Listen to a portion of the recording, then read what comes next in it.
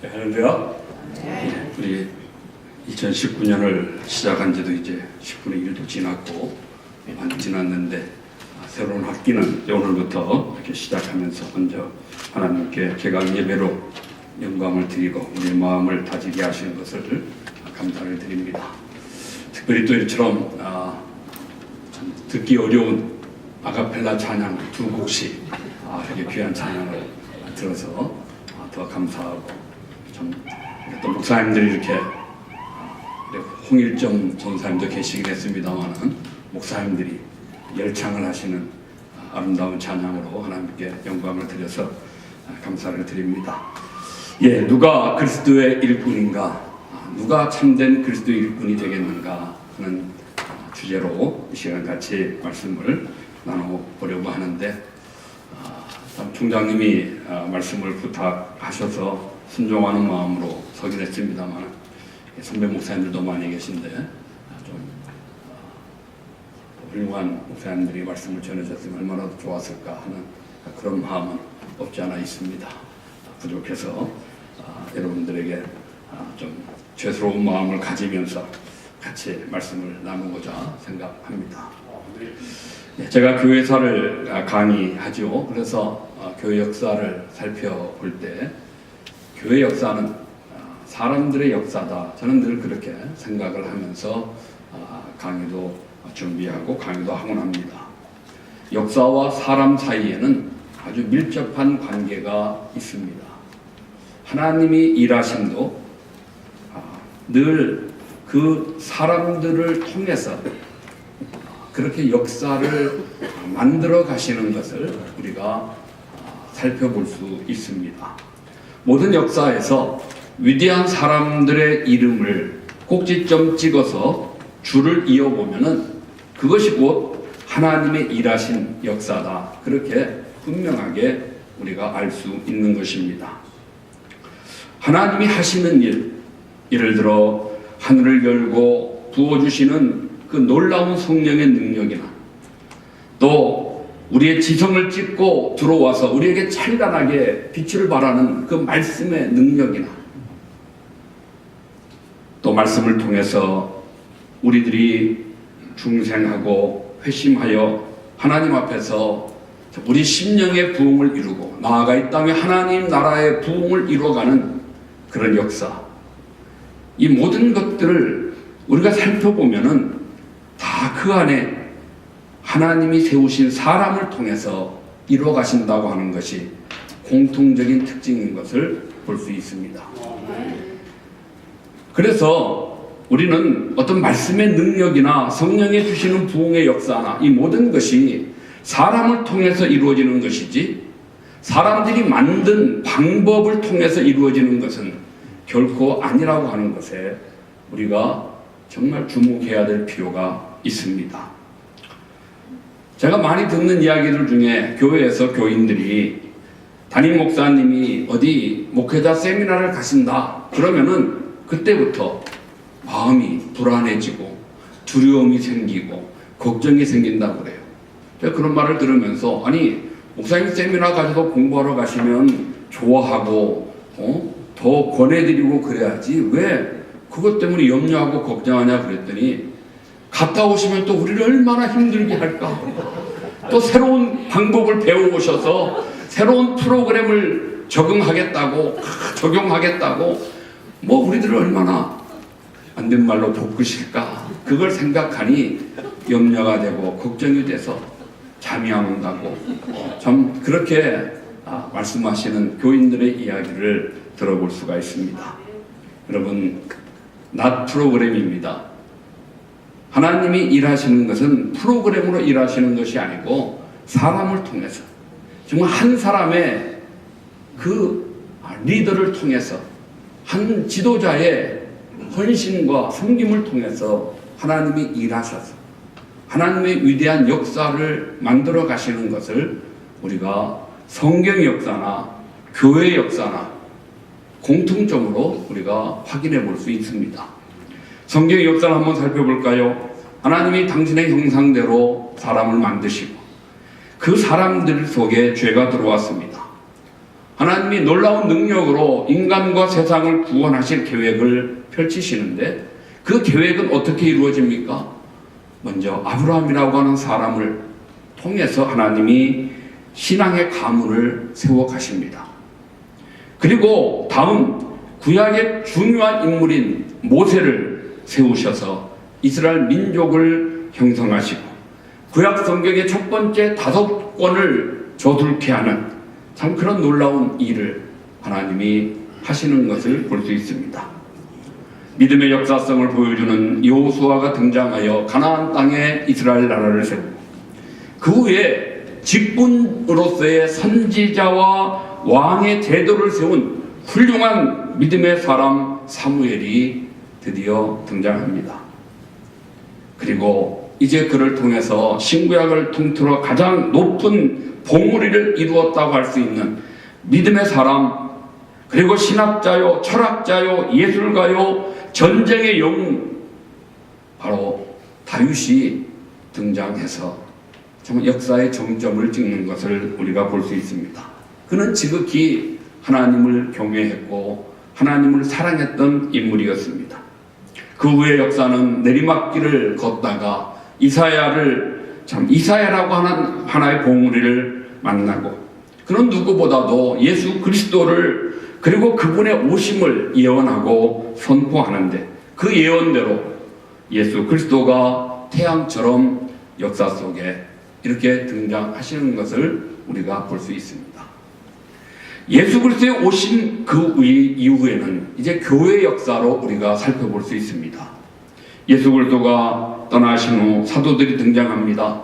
구약의 모세나 다윗과 어깨를 겨룰 수 있는 사도 바울이 등장하고 그는 신학자요, 선교사요, 목회자요, 교회 개척자요, 철학자요, 사상가였음을 우리가 찾아볼 수 있습니다.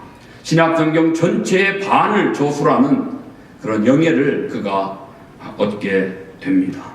그 후에 플리갑, 터툴리안, 이레네우스, 수많은 이런 속사도 교부들이 지나가고 그리고 기독교 역사와 서구 역사에 없어서는 안 되는 성 어거스틴이 역사 속에 등장하게 됩니다. 하나님 은혜의 산 증인으로서 무엇보다도 하나님의 은혜와 하나님의 주권을 강조했던 어거스틴의 그 역량으로 오늘날 우리들이 공부하는 개혁신학의 씨앗이 심어지게 되었습니다. 중세로 접어들고 가톨릭에 큰 영향을 끼친 기독교 역사상 가장 방대한 기독교 사상의 집적을 이루었던 토마스 아퀴나스가 이제 중요한 인물로 중세에 나오게 됩니다. 16세기 들어와 세상이 감당할 수 없는 사람 마틴 루터가 등장하고 그가 시작한 종교개혁을 실질적으로 마무리하고 우리 개혁신학의 기초를 놓는 귀중한 인물 존 칼빈이 역사에 나오게 됩니다. 그 후에 종교개혁의 뜻을 계승한 수많은 인물들이 등장합니다. 저는 그 중에서 독일 경건주의자로 오늘날 제자훈련의 모태라고 할 수 있고 교회 안에 소그룹 성경 공부를 시작해서 우리에게 아주 좋은 전통을 물려준 빌립 슈페너, 프랑케 이런 인물들을 참 중요하고 존귀하게 생각합니다. 그 신학 영향을 받은 진젠돌프와 모라비안 교도들이 있게 되고 그들을 통해서 중생을 경험하는 잔 웨슬리가 있고 감리교가 탄생하게 되어집니다. 또 그 당시 영국의 최고의 설교가를 할 수 있는 그런 조지 휘필드가 미국으로 건너와 부흥을 일으키기 시작하는데 우리가 잘 아는 조나단 에드워드가 등장하고 이렇게 시대마다 필요한 인물들이 크고 작은 봉우리들을 이루어가면서 하나님의 구원의 역사를 이루어 오늘의 교회 시대까지 오늘의 우리까지 이렇게 이르게 된 것을 볼 수 있습니다. 안타까운 것은 이제 오늘날 우리 시대에 개혁주의 신학의 전통들이 무너지기 시작하고 있습니다. 어떻게 보면 무너졌다고도 이야기할런지도 모르겠습니다. 개혁주의를 잘 모르는 목회자들이 교회 역사를 써내려가고 있는 오늘 이 시대의 특징을 우리가 바라보면서 오늘 우리들이 개혁주의 신학을 공부하는 학우들로서 다시 한번 바르게 개혁주의 전통을 배워서 이 시대에 하나님이 기뻐하시는 개혁주의 교회를 세우고 개혁주의 전통에 이른 하나님의 나라를 세워가는 그런 위대한 역사를 다시 한번 우리 기독교 교회 역사에 한 페이지를 써내려갈 수 있는 그런 시대적인 무거운 책임감을 저와 여러분이 함께 지고 이 시대에 우리의 사명을 감당해야 될 줄로 믿습니다. 아멘. 사랑하는 하고 여러분, 세상 역사의 중심은 구원의 역사이고 구원 역사의 핵심은 사람들의 역사입니다. 시대마다 등장한 위대한 인물들은 하나님의 위대한 작품이었고 동시에 그렇게 일하시는 하나님의 주권에 대해서 저들이 신실하게 믿음과 인격으로 응답했기에 하나님이 일하셨고 하나님의 일하심에 저들이 쓰임받아 오늘 이러한 하나님의 나라 이 땅 위의 교회 역사를 이루게 된 것입니다. 그러기 오늘 저와 여러분 우리들도 하나님께 쓰임받기를 원한다면 정말 우리가 소원하는 대로 하나님께 쓰임받는 그리스도의 일꾼들이 되기를 원한다면 우리들이 하나님이 쓰시기에 합당하도록 하나님이 쓰실 만한 사람 되도록 우리 자신들을 잘 준비해 가야 할 필요성이 무엇보다 중요합니다. 아멘. 그래야 우리가 역사 속에 쓰임받는 하나님의 사람이 될 수 있는 것입니다. 저는 오늘 하나님께 쓰임받는 그리스도의 참된 일꾼 되기 원하는 마음에서 이 고린도후서 11장에 나오는 사도 바울의 그 말씀을 본문으로 누가 그리스도의 일꾼인가? 누가 그리스도의 참된 일꾼이 될 수 있겠는가? 한 번 더 같이 생각해 보는데요. 오늘 고린도 교회에 거짓된 교사들이 들어와서 스스로 자기들이 그리스도의 일꾼이라고 자처하는 것입니다. 바울이 볼 때 참 저들이 스스로 주장하는 그리스도의 일꾼됨이 너무나 엉터리고 도저히 더 이상 용납할 수 없습니다. 거짓된 복음입니다. 저들이 너무나 하나님의 교회를 어지럽히고 하나님의 교회를 혼란케 하기 때문에 바울은 할 수 없이 부득불 누가 그리스도의 일꾼이냐? 자기의 간증을 통해서 참된 그리스도의 일꾼이 누구인가를 우리에게 증거해 주고 있습니다. 유대인이요, 히브리인이요, 이스라엘인이요, 아브라함의 씨라고 자처하는 그 고린도 교회에 있던 유대인들에게 그것 가지고 너희들이 그리스도의 일꾼이라고 자부할 수 있겠느냐? 바울은 반문하지요. 이것이 무엇입니까? 외관적인 어떤 조건을 갖추었다고 그래서 어떤 외적인 모습이 일꾼의 모습인 것처럼 보여진다고 그래서 너희가 정말 참된 그리스도의 종이냐? 참된 그리스도의 일꾼이냐라고 바울은 그들에게 뿐만 아니라 오늘 우리들에게도 묻는 것입니다. 우리가 신학을 공부해서 교회에서 전도사로 불림받고 또 안수받아 목사가 되었기에 우리가 그리스도의 일꾼입니까? 정말 우리는 어디 가서 나는 정말 참된 그리스도의 일꾼입니다라고 자부할 수 있습니까? 오늘 바울처럼 그렇게 누가 그리스도의 일꾼이냐 한번 겨뤄보자고 누구에게나 자신 있게 그렇게 말할 수 있는 우리들입니까? 외적인 조건이 갖춰졌다고 그래서 신학을 공부한다고 그래서 신학교를 다니는 학생이라서 교회에서 전도사로 불림받는다고 그래서 우리 모두가 다 그리스도의 일꾼이라고 사실 그렇게 말할 수는 없을 것입니다. 누가 그리스도의 참된 일꾼인지 바울은 분명하게 오늘 말씀 본문을 통해서 우리에게 확증해 주고 있습니다. 오늘 본문에는 구체적으로 증거되어 있지 않지만 항상 바울은 자신이 그리스도의 일꾼됨을 말씀할 때마다 먼저 강조하는 것이 자기는 그리스도에 의해서 부름받은 종이라는 것을 바울은 강조합니다. 자기의 사도권이 부인되고 부정될 때마다 아니다, 나는 그리스도께 부름받은 자다. 자기의 소명의 의식에 대한 분명한 확신을 사도 바울은 여러 번 신약에 기록된 말씀 속에서 우리에게 전해주고 있습니다. 그래서 우리는 너무나 바울이 어떻게 하나님의 부름을 받은 자가 되었는지 너무나 잘 알고 있습니다. 이것은 우리에게 그리스도의 참된 일꾼은 먼저 하나님의 부름받은 확신을 가진 자야 된다. 이것을 우리에게 말씀해 주는 것입니다. 우리 모두가 그리스도에 의해서 부르심을 받았습니다.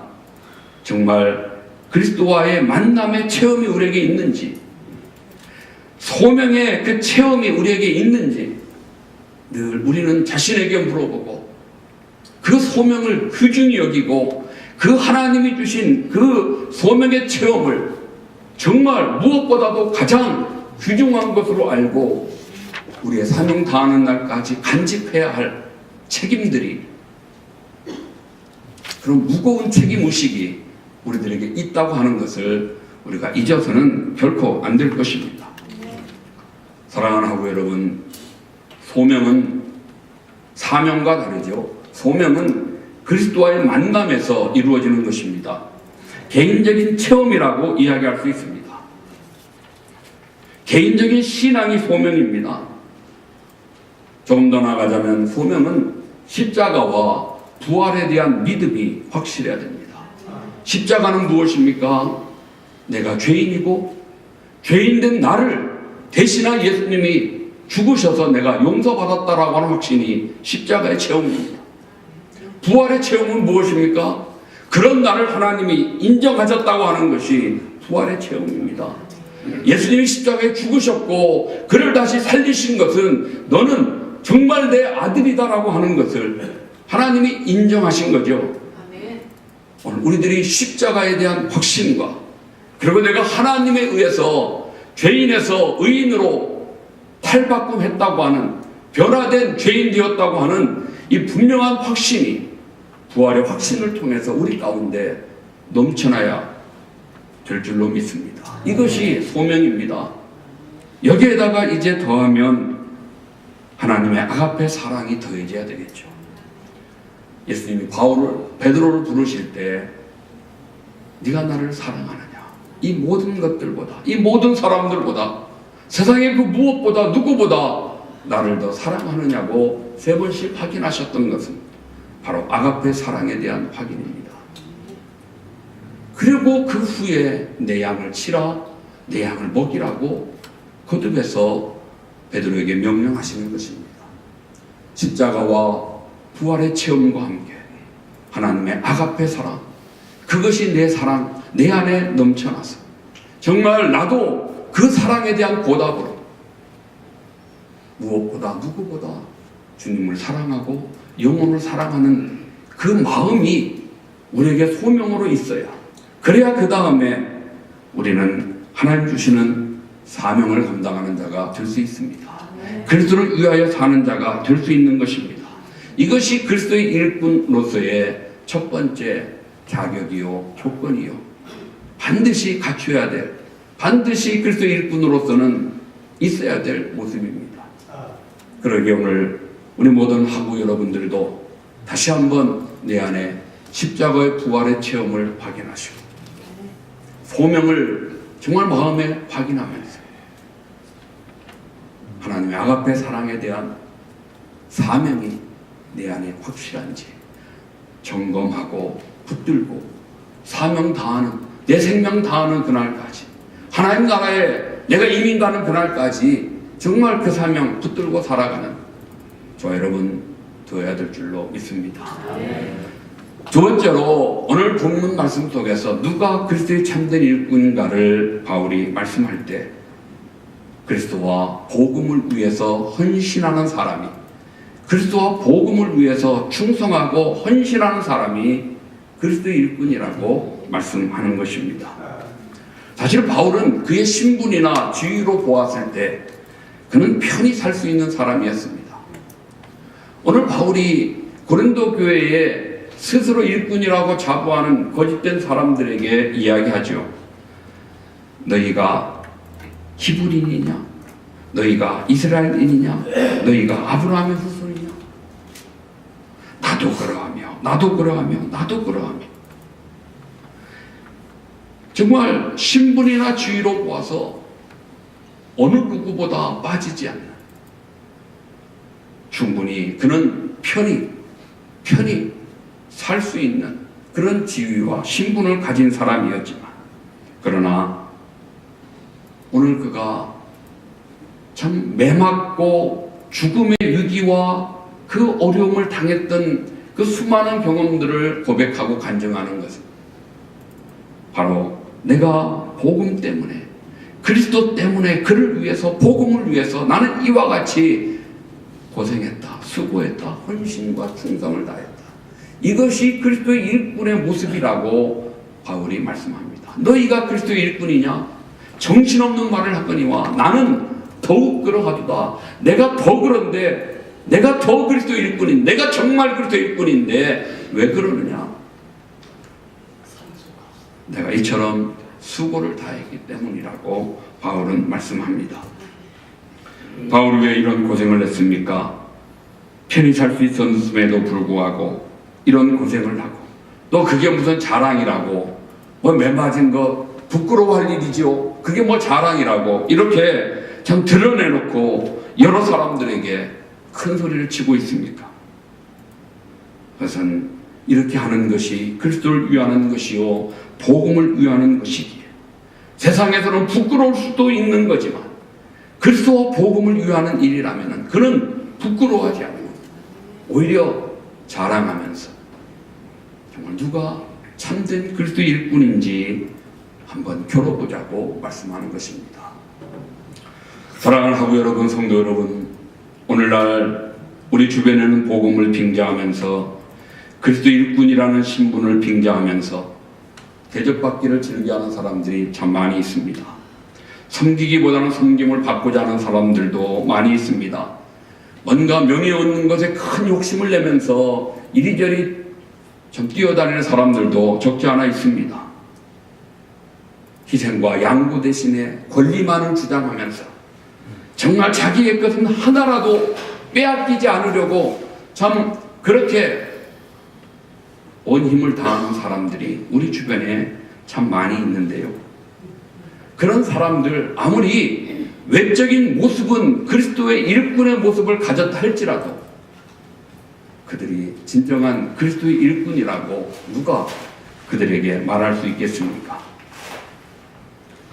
오늘 바울이 정말 그리스도의 일꾼이다, 나는 그리스도의 둘로스다, 종이다, 그 노예를 의미하는 것이고, 뱀이창에서 노젓는 자와 같이 정말 이름도 없이 신분도 없이 명예도 없이 그렇게 일만 하고 수고만 하는 그런 모습을 말씀하는 것입니다. 오늘날도 수많은 그리스도의 일꾼들이 선교 현지에서 어려운 어떤 목회 현장에서 땀 흘리고 눈물 흘리고 애써가면서 그렇게 충성과 헌신을 다하는 종들이 분명히 있습니다. 그들이 있기에 오늘날도 하나님의 교회가 왕성케 되고 복음이 흥왕해지는 줄로 믿습니다.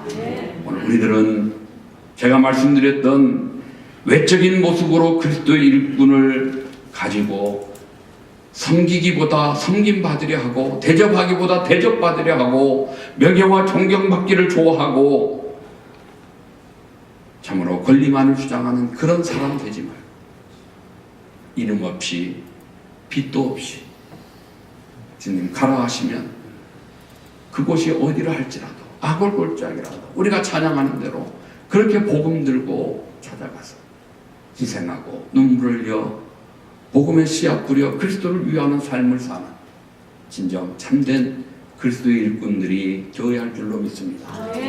마지막 세 번째 또 하나, 오늘 그리스도의 일꾼됨이 무엇인가를 바울은 말씀하면서 교회와 성도를 위하여 염려하는 사람이 참된 그리스도의 일꾼이라고 우리에게 가르쳐주고 있습니다. 교회와 성도를 위해서 염려하는 사람. 바울은 자신이 그 많은 어려움을 당했던 것들을 간증하면서 그 다음에 하는 이야기가 무엇입니까?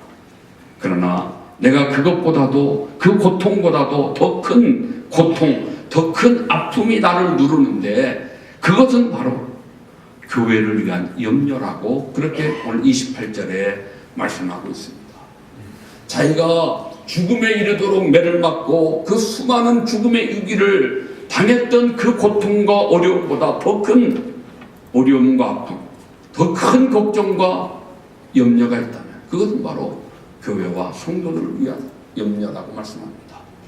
그러기에 바울은요, 그가 기록한 서신서 시작이나 끝에 늘 빼놓지 않고 기록하는 것이 있지 않습니까? 내가 오늘도 무릎을 꿇고 살아계신 아버지께 기도하노니 내가 비오니 에베소 교회를 위해서, 필리포 교회를 위해서, 골로새 교회를 위해서 내가 그들을 위해서 쉬지 않고 무릎 꿇어 하나님 앞에 눈물로 기도한다. 자기 마음에 그 염려에 대한 증거로 그렇게 교회를 위하여 쉬지 않고 기도함을 바울이 증거하고 있는 것입니다. 바울은 어떤 성도가 약해지거나 실족하면 마치 자기의 문제처럼 안타까워했습니다.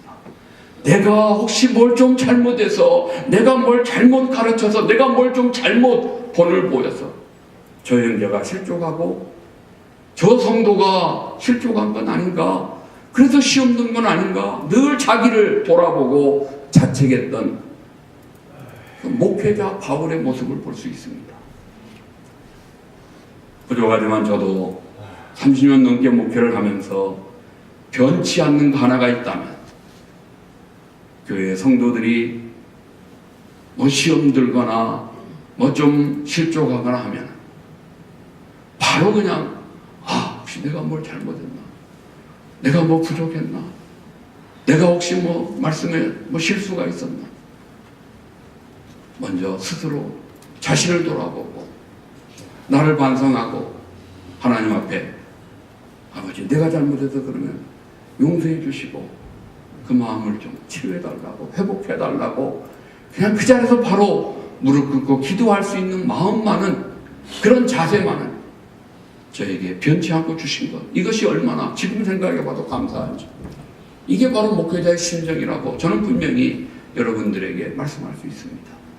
우리가 그리스도의 참된 일꾼이 되기 위해서 교회와 성도를 위한 이런 예수 그리스도의 심장을 가진 뜨거운 마음, 그들을 위해서 염려하고 걱정하고 그러기에 저들을 위해서 기도하는 그 마음, 교회는 그리스도의 몸이요 성도는 그 몸의 지체이기 때문에 우리가 그리스도를 위한다면 그 몸인 교회를 위할 수밖에 없고 그 몸에 달려있는 지체들을 위할 수밖에 없기에 교회와 성도들을 위해서, 가난하고 병든 교우들을 위해서, 믿음이 약한 교우들을 위해서, 어렵고 힘든 일, 그렇게 어려움 당하는 그들을 위해서 같이 염려하고 같이 기도하는, 정말 눈물로 그들을 위해 그들을 세워가는 그런 믿음의 모습, 그런 충성됨의 수고, 이것이 바로 우리를 그리스도의 일꾼됨으로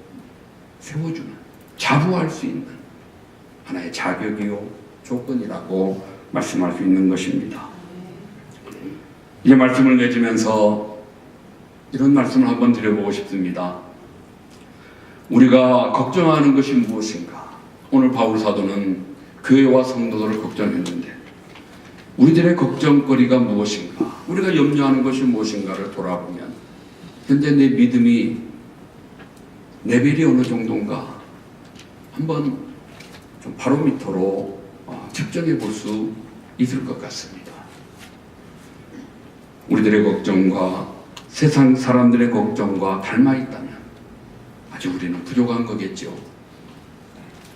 예수님 우리에게 말씀하신 대로 먹을 것, 입을 것, 그런 의식주의 문제, 그런 것 이방인들이 구하는 그런 것, 그것 염려하지 말고, 그것 구하지 말고 너희는 먼저 하나님의 나라와 의를 구하라.